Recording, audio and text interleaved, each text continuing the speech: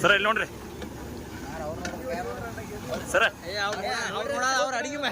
ಅವ್ರ ಅಡಿಗೆ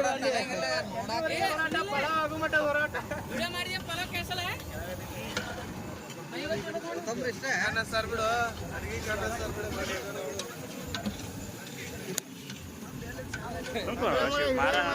ಮಾರಾದ್ರ ಅವ್ರು ಇವ್ರ ಔಟ್ ಮಾಡ್ಬೇಕು ನಿಂದ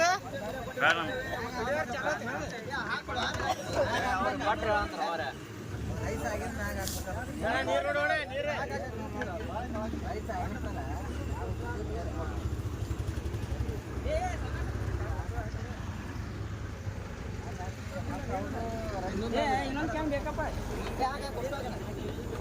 ಸಾಕು